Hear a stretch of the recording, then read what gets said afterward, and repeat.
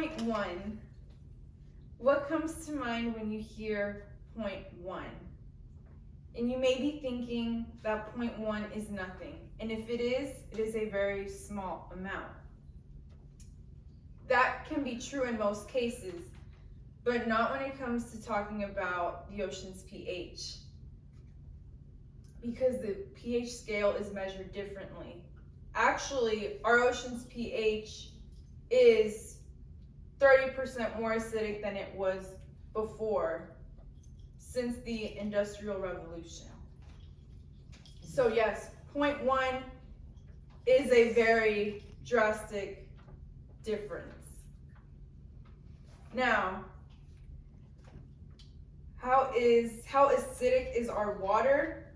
30%, and this is because of all the CO2, carbon dioxide, that is in the air, and how much gets dissolved in the ocean. So carbon dioxide is up on the air, and we all know there's so much of it. It dissolves into the water, it bonds with the seawater, and it converts into carbonic acid.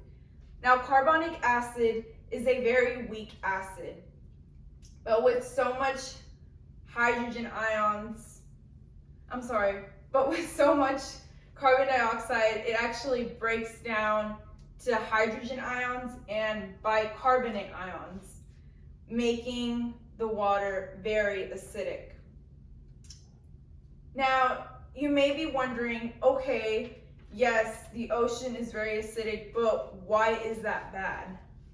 Well, you see, it may look okay from up top because we don't see what's at the bottom, but our marine life and our ocean life is suffering due to our actions on greenhouse emissions that we depend on, such as coral reefs, crabs, shellfish, algae, etc. Now, crabs, shellfish, mussels all have one thing in common. I'll get into coral reefs later, but they all make shells, and they need calcium to make shells.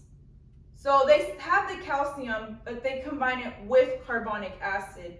But there's a problem. The carbonic acid is being broken down into hydrogen and bicarbonate ions, which they do not need the hydrogen and bicarbonate. They need them together to make carbonic acid, but they're being dissolved. So it doesn't give them the essential properties to make their shells.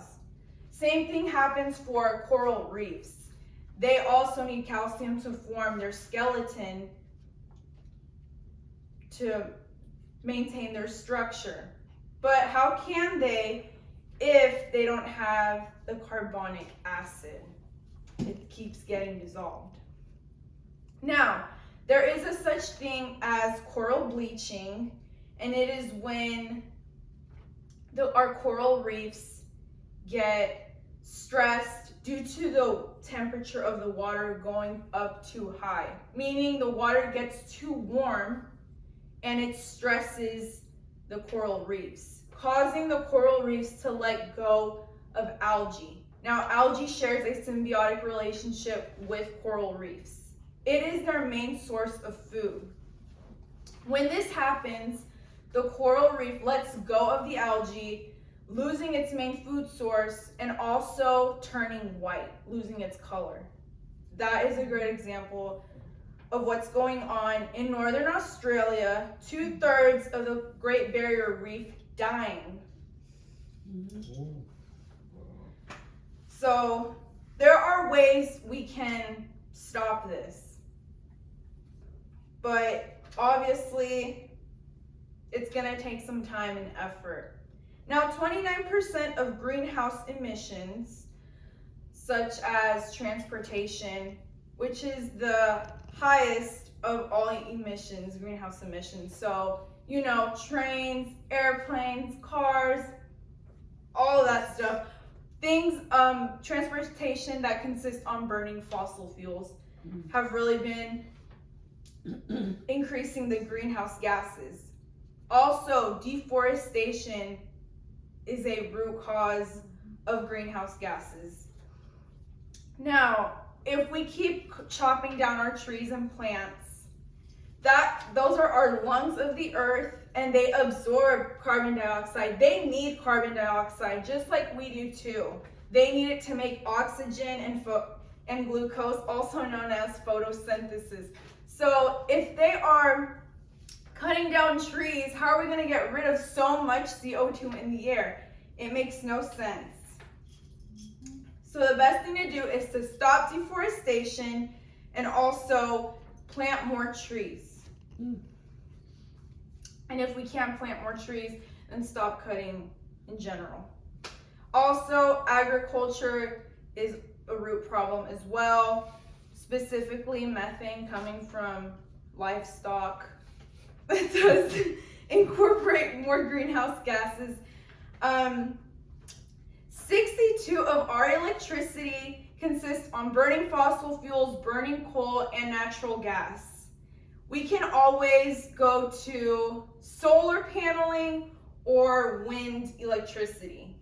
These are just suggestions for using renewable energy. Obviously there are more, but these are just suggestions. If we do not start eliminating greenhouse emissions, not only will we lose our ocean marine life, but we will also lose our land wildlife.